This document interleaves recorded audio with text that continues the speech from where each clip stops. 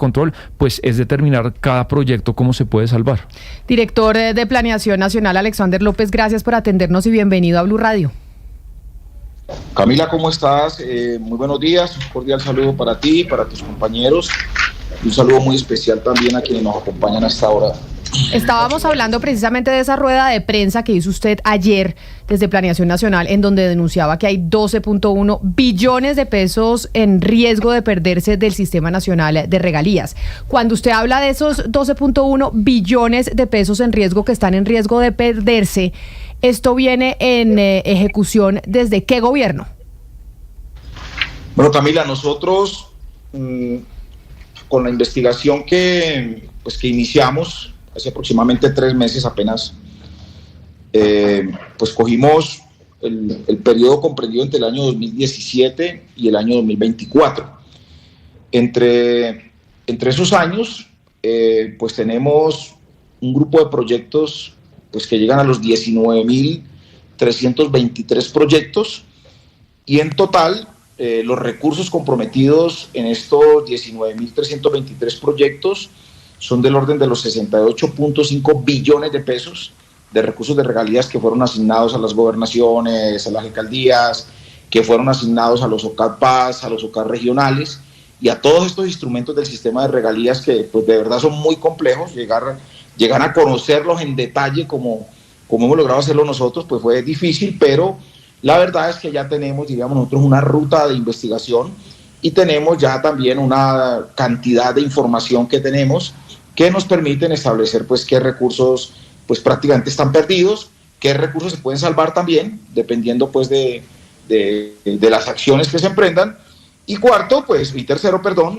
definir con los órganos de control pues cuál es la ruta que como Estado, la ruta institucional tenemos que emprender, porque finalmente este es un tema que implica que si no actuamos como Estado, si no actuamos como entidades responsables de cuidar los dineros y los recursos públicos, pues finalmente los bandidos y los corruptos se van a llevar estos 12 billones y mucho más. Pero doctor López, estos OCAT, que es como el sistema como se ejecutan los contratos que son con dineros de regalías, y además se suponía que los OCAT, esa forma de adjudicar los contratos era precisamente para que fuera más técnico y evitar que se robaran la plata. Esos OCAT de los que estamos hablando y esos dineros que no aparecen, ustedes la tesis que tienen es que se distribuyeron o se robaron o se perdieron entre políticos del nivel central y nivel regional, o sea, entiéndase, gobernaciones y alcaldías incluidas, alrededor de todo el territorio nacional, o esa pérdida del dinero que ustedes están denunciando se concentró en Bogotá. Camila, mira, lo primero que hay que decir, o sea, para entender esto, uno tiene que ubicar primero la forma como se distribuyen los recursos. Uh-huh. Entonces, hay unos recursos que los reciben los municipios y los departamentos por estar en zonas, ¿cierto?, donde hay extractivismo, o sea, donde se extrae petróleo y donde se extrae carbón. ¿Sí? Y estas zonas pues especialmente tienen derecho por Constitución Nacional como compensación al daño que se está efectuando en el territorio, los recursos de regalías. Entonces hay municipios muy poderosos, ¿sí?, como Puerto Gaitán. Yo saqué el top de los municipios más poderosos con recursos, 20 municipios que reciben recursos de regalías superiores al billón de pesos en este periodo. Entonces son municipios, por ejemplo, como Puerto Gaitán Meta, que recibió 1.1 billones de pesos entre 2017 y 2024. Valledupar Cesar recibió 1.1 billones y tiene 111 proyectos. Villavicencio recibió 982 mil millones. Bogotá recibió 957 mil millones. Yopal Casanare, en 139 proyectos, ha recibido 949 mil proyectos. Bueno, en fin, sacamos el top de los 20 que más recibieron: Becerril, La Casillas, La Jagua de Viricuo, Arauca, Río Acta, Montería, sí. Entonces, entre estos 20 municipios, solo en estos 20 municipios, incluyendo Bogotá, recibieron en recursos de regalía en estos 7 años 11 billones de pesos. Eso es demasiado recurso, demasiada plata. Entonces, empezamos nosotros a ubicar primero en la investigación los municipios con más recursos. Bueno, estos municipios con más recursos, Puerto Gaitán tiene 111 proyectos tiene 1.1 billones. Bueno, Puerto Gaitán tiene que ser, mejor dicho, un modelo de ciudad, tiene que ser una ciudad, mejor dicho, con vías pavimentadas, con puestos de salud, con escenarios deportivos, en fin, con un amoblamiento social tan fuerte con 1.1 billones, y empezamos a ver pues que en Puerto Gaitán hay unos proyectos que se hicieron, pero hay otros proyectos que no se hicieron, o proyectos que están abandonados, o proyectos que pues finalmente nunca empezaron. Entonces, toda esta investigación, como te digo, empezó hace 3 meses, y empezamos entonces a confrontar esta información con GESPROI. GESPROI es el aplicativo a donde el contratista sube la información de en qué va el proyecto, cómo se está ejecutando, ¿cierto?, qué recursos ha invertido, y entonces ese contratista pues finalmente pues termina pues manejando el GESPROI a su amaño y a su antojo, y ahí es donde empezamos nosotros ya a cruzar, termino con esto, empiezan a cruzar esa información, y al cruzar nosotros esa información pues encontramos que esto era un cuentazo en la gran mayoría de los proyectos. Entonces empezamos a visitarlos y nos empezamos a encontrar con que finalmente esos proyectos pues están en las condiciones en que están. Sí, director López, en ese sentido de lo que se ha hecho en los territorios, hay un memorando de entendimiento entre Planeación Nacional y la Confederación Nacional de Acción Comunal, Confecomunal, y ahí se habla, pues, o la idea, pues, es como, si lo entiendo bien, es adelantar procesos de auditoría social y de veeduría ciudadana, pues para poderle hacer seguimiento a todas esas inversiones y cómo se hacen todos esos proyectos, cómo se financian esos proyectos con dineros del Estado.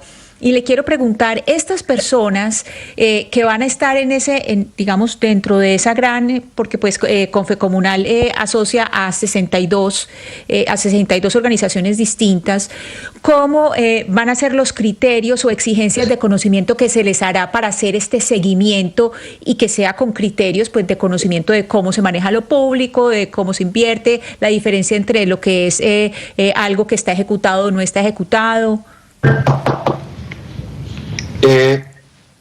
Bueno, lo primero es que pues, se han hecho varias cosas con juntas de acción comunal. Estamos perfeccionando el convenio. Este convenio lo firmamos mañana, ¿sí?, con la Confederación de Juntas de Acción Comunal. Por mandato legal, las juntas de acción comunal tienen una competencia en relación a la veeduría ciudadana. Las juntas de acción comunal son a su vez veedurías ciudadanas. Ellos deben de velar por la inversión pública en su territorio, en su comunidad, en su barrio, en su vereda, en su corregimiento.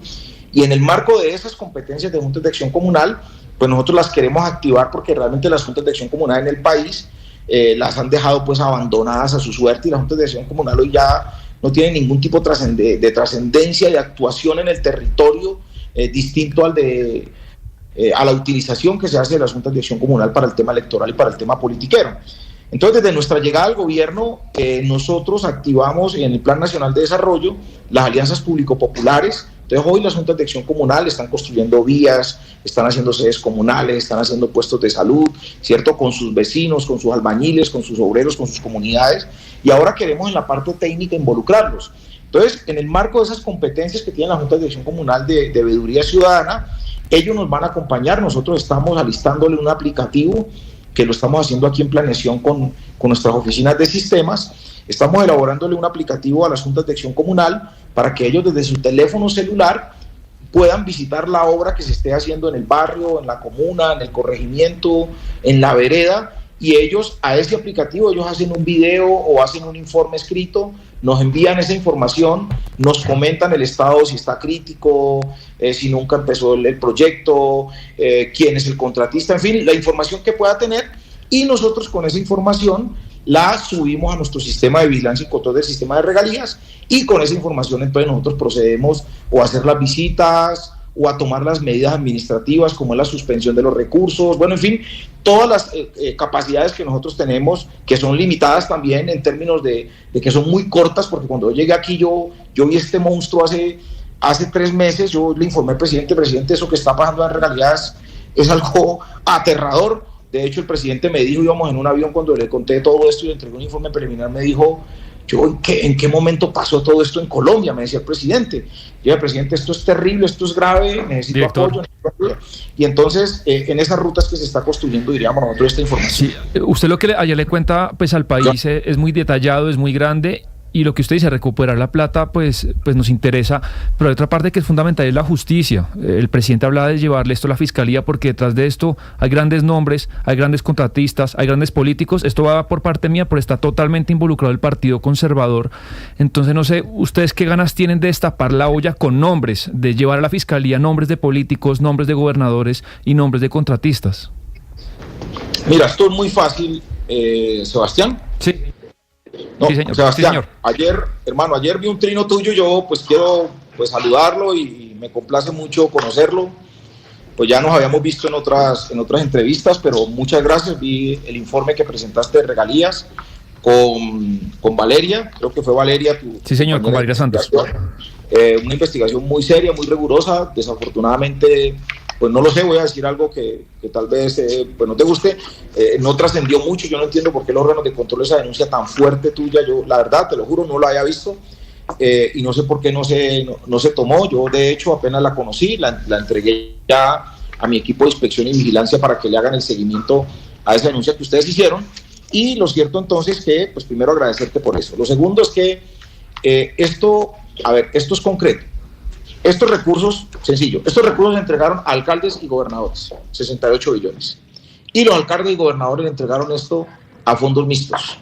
Fondos mixtos son el vehículo para robarse los recursos, ¿sí? Asociaciones son el vehículo para robarse los recursos, ¿sí?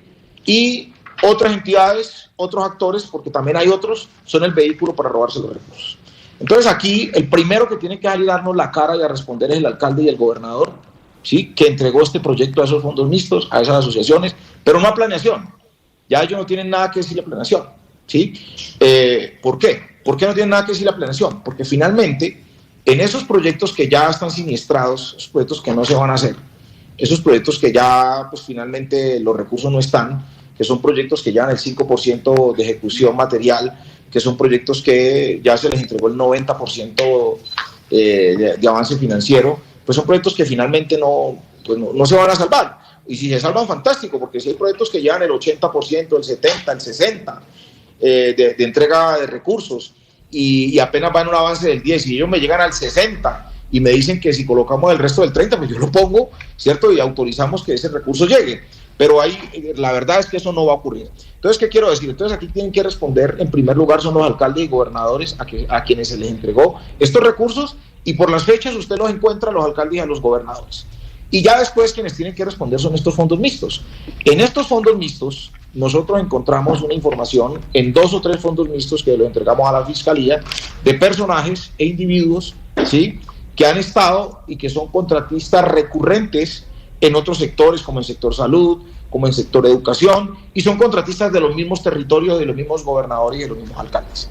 Esta información pues la tiene la Fiscalía. Yo en los próximos días me reúno con la señora fiscal pues para saber qué hago con la denuncia. Yo ayer mismo radiqué la denuncia, y Sebastián, aquí lo que va a pasar es que o esos recursos aparecen, o si no aparecen los recursos, entonces pues finalmente los que los robaron tienen que ir para la cárcel, que creo que va a ser mucha gente. Director López, regresando a la pregunta que le hacía precisamente mi compañera Ana Cristina, y la que yo le hacía en un principio sobre dónde se había perdido la plata, si esto era también pues a nivel regional, usted ya nos está mostrando que es en alcaldías y gobernaciones. Usted menciona sobre la contratación del gobierno nacional con las juntas de acción comunal, pero yo le pregunto sobre esa contratación del gobierno con las juntas de acción comunal, si no es una especie también de recentralización de los recursos y de la contratación, un proceso de volver a tomar las riendas desde Bogotá y desde el gobierno central, como tanto critican aquí mis compañeros desde la costa Caribe, porque el gobierno estaría, dígame usted si no es cierto, asumiendo tareas que son propias de los gobiernos locales, o sea, de gobernaciones y alcaldías, que es ¿qué? Hacer los caminos veredales, mejorar los parques, cosas que lo deben hacer los municipios. Y si ahora ustedes dicen que desde el gobierno nacional esa contratación se va a hacer directamente con las juntas de acción comunal, ¿no es como una manera de debilitar los gobiernos locales y ya establecer una relación directa desde el gobierno central con esas juntas?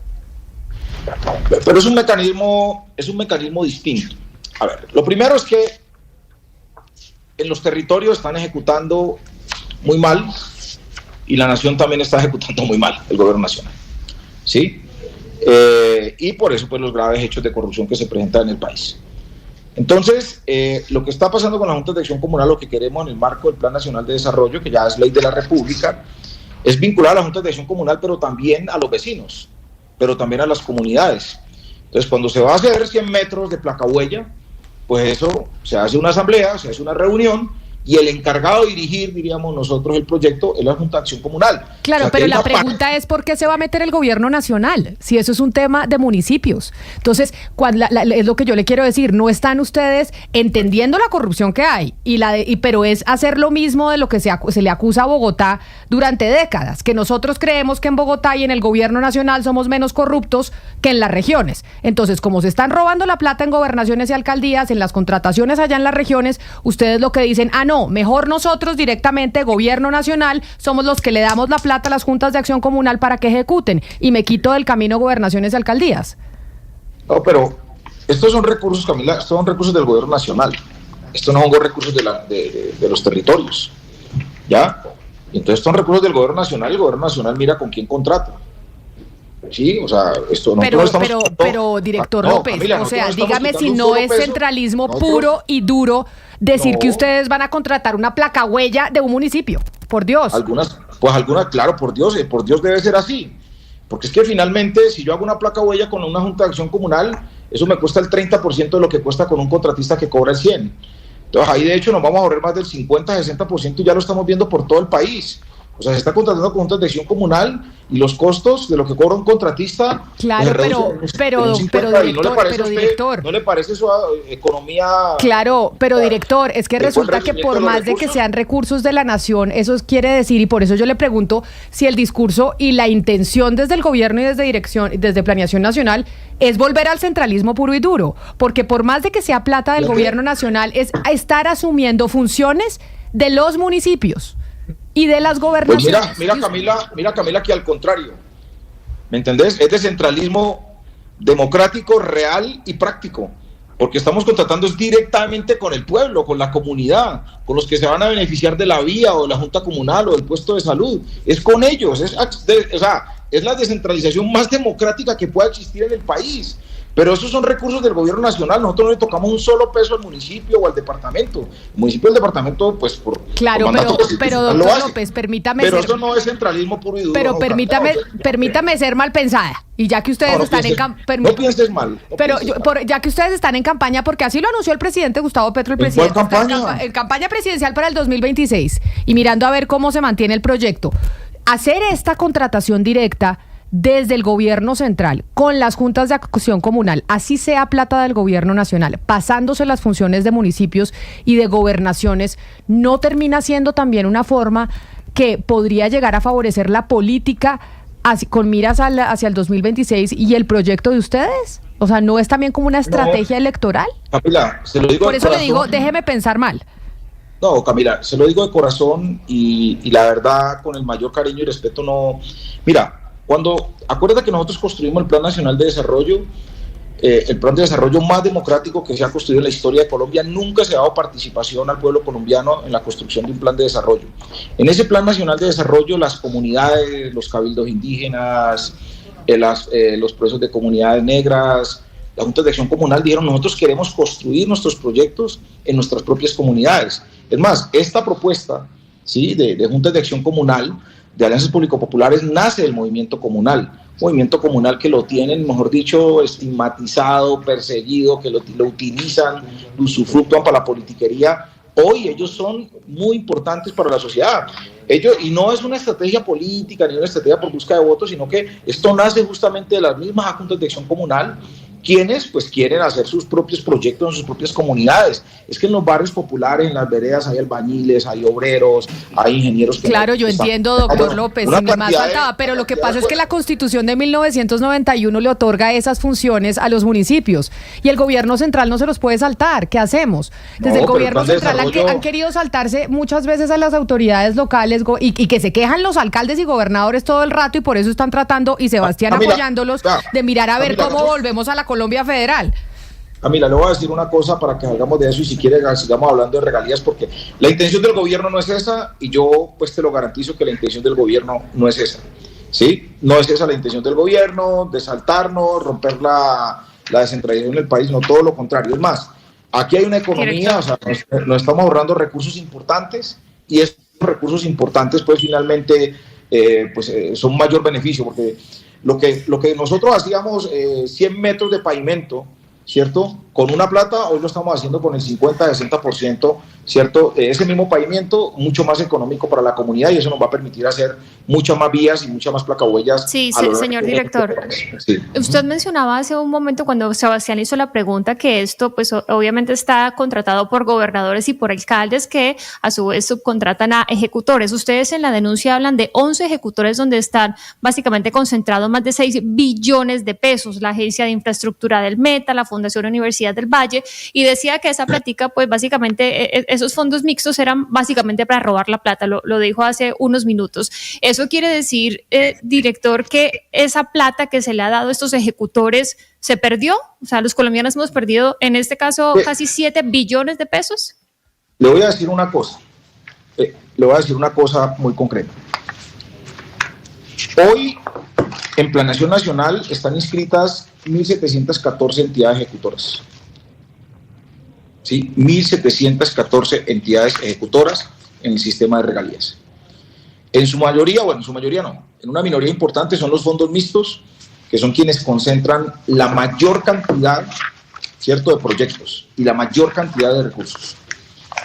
En un muestreo rápido que nosotros hicimos, encontramos que donde más falencias y donde más problemas hay en la ejecución de los recursos son en esos fondos mixtos.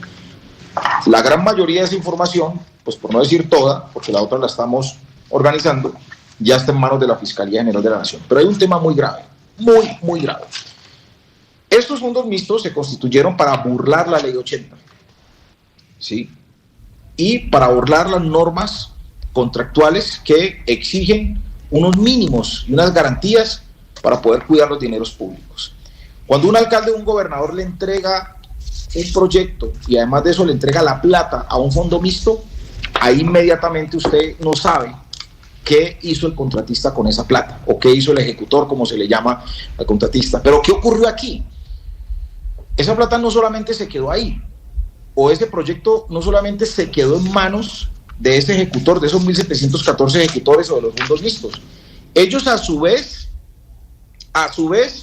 buscaron y esas entidades ejecutoras hicieron 138.000 contratos o acuerdos, ¿sí? Con 138.862 con terceros. Esos terceros, ¿quién los conoce? Yo me imagino que ni el alcalde ni el gobernador conocerán a los 138.000 donde se tercerizaron esos recursos y esos proyectos. Pero lo más grave aún es que de esos 138.000 contratos, el 42% se hizo con personas naturales. Entonces, todo esto que se hizo con asociaciones, con fondos mixtos, ¿sí? Y con esos otros actores, pues obviamente se hizo para burlar la Ley 80, y hoy en ese universo de 68 billones que nosotros estamos buscando dónde está esa plata, dónde están los proyectos. Sí, yo voy a decir que hay unos proyectos que se hicieron, sí, que se hicieron, no en los sitios que quisiéramos, ni diríamos nosotros en las obras que nosotros quisiéramos, o en los sectores estratégicos que nosotros quisiéramos, porque ojalá por esa plata hubieran hecho muchos hospitales. Director, le quiero hablar de un fondo mixto en especial. ¿Sí? Entonces, lo que quiero decir es que usted cómo hace para controlar 138.000, ¿sí?, contratos que hicieron estos ejecutores. O sea, ¿usted cómo hace para vigilarlo? Mire, solo de esa plata que yo informé ayer, solo el 8% de esos recursos o de estos contratos se hizo por licitación pública.